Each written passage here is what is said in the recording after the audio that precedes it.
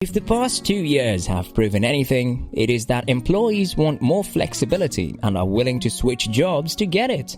Employees benefit greatly from flexibility, including fewer burnout episodes and higher levels of job satisfaction. However, it can also lead to managers incurring unmanageable amounts of wasted labor, increasing coordinating expenses, and a delay in meeting client demands. In today's video, we're going to be looking at the various ways to create flexibility in the workplace in order to accommodate operational excellence quicker. Let's get right into it then. Hello and welcome to my channel. My name is Sandhya Jain and I share training videos on business analysis, strategy analysis and business transformation. Be sure to like, share and subscribe to my channel and turn on post notifications so that you don't miss out on any of my videos. Flexibility is now crucial in many organizations due to the COVID-19 pandemic's new normal working conditions. This flexibility is the only thing allowing employees to continue working and provide for themselves and their families as they fight to achieve a balance between their personal and professional life. In the middle of these demanding times, they can do their jobs in the way that best suits them, prevent burnout, enhance their mental health, and achieve a better work-life balance. Businesses today need to adapt and adopt the most recent standards very instantly if they want to remain competitive. This requires more focus on developing and establishing the attributes of flexibility and adaptability throughout all levels of the workforce hierarchy. It typically falls on the leader to cultivate these two qualities. Managers must get direction and support in order to encourage employee flexibility on their teams. Otherwise, they risk burning out or quitting to look for a new job. Here are some strategies managers can employ to help their teams become more flexible without going over budget for coordinating or seriously delaying development. Number 1. Rethink when employees work together. It is impractical to give employees unlimited flexibility for challenging tasks that call for teamwork. Returning to the typical in-office work week, though, won't help either. Therefore, managers will need to consider project needs carefully and differently and adjust the timeline. For workflows that are based on projects, managers should carefully map out the project's duties and timeframe and send out a request in advance, asking for employees to set aside a specific number of days for overlapping work during crucial project phases. Consider scheduling bursts to coincide with calendar time for workflows that are less predictable. Employees may, for instance, choose which 40 hours, plus or minus 10, they work each week for the remainder of the month after working from 10 a.m. to 5 p.m. Eastern during a particular week of the month. Particularly when team members are working on many projects, scheduling bursts considerably lower the process loss and project restart costs. Examine the many flexible work arrangements and select the one that best suits the requirements of your employees. Remote work, flexible vacation policies, shortened work weeks, and flexible working hours are a few examples of typical arrangements. Number 2. Carefully analyze the people that work together. Managers might also have to rearrange their larger teams into multi-team systems of smaller, empowered, and networked groups in workplaces where there is less physical and temporal overlap between people. These smaller groups enhance adaptability and flexibility. For instance, breaking up your 9-person team into 3 teams of 3 gives them more decision-making authority and making it simpler for workers to help coordinate their efforts. In other words, managers should consider incorporating vertical coordination with horizontal coordination among groups of employees. With this restructuring, the manager's coordination expenses are reduced without being entirely passed along to the most accommodative employee or employees. Instead of asking every member of the bigger team to help coordinate, each employee is simply expected to do so with a select few others.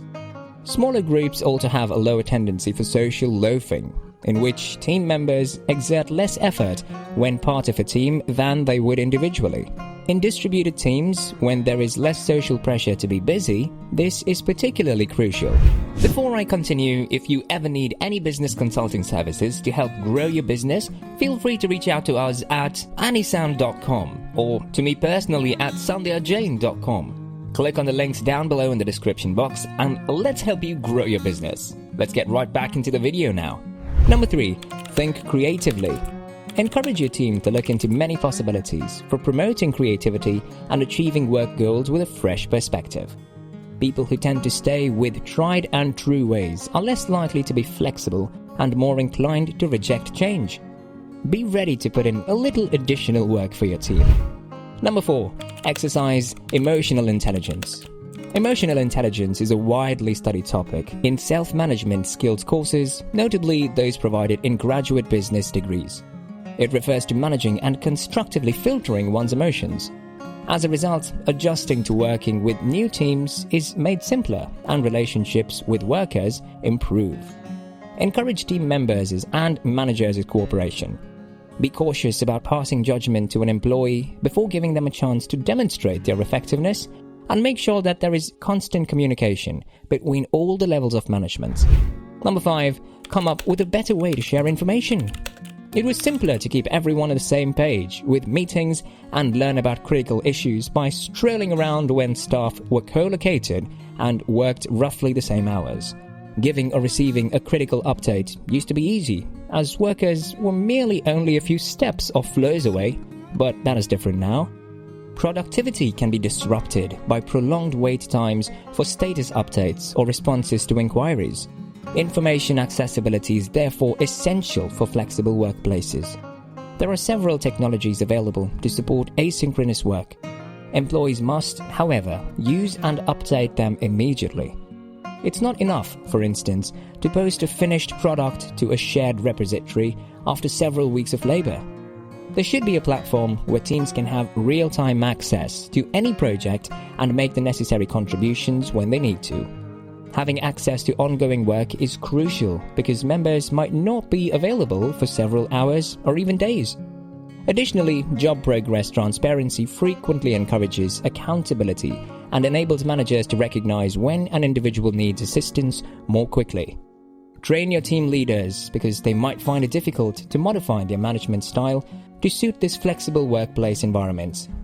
You may start by giving them pointers on how to conduct virtual meetings, check in with staff members, and follow up on work progress updates. Number 6. Embrace ambiguity. Companies must foster an atmosphere where change is welcomed, especially when it involves ambiguity. Historically, when uncertainty is present, businesses tend to reduce innovation. But this shouldn't be the case. Innovation should instead be fostered. It is important to make conscious effort to keep a positive outlook and to develop fresh perspectives and methods of action. Number 7. Set realistic targets. Before starting a new project, encourage managers to set reasonable expectations and involve their staff in the goal-setting process. Your staff will be more responsible and avoid procrastination as a result. With that said, employees who seek the advantages of flexibility must also take on some of the associated responsibilities, such as autonomous problem-solving and giving and verifying updates. However, that does not imply setting them adrift in the storm. Even though employees are rowing at various times, managers are still in charge of ensuring that everyone is heading in the same direction and to the right spot. Managers will need to rethink when employees work together, who works together, how to share information, and with whom, all while being careful to stay abreast of any changes and swiftly communicating changes in priorities. This will increase flexibility for employees without sacrificing productivity or sanity. Remember, I can definitely help you grow your business faster, so what are you waiting for? Click on the links in the description box. What do you think about these steps? Let us know down in the comment section.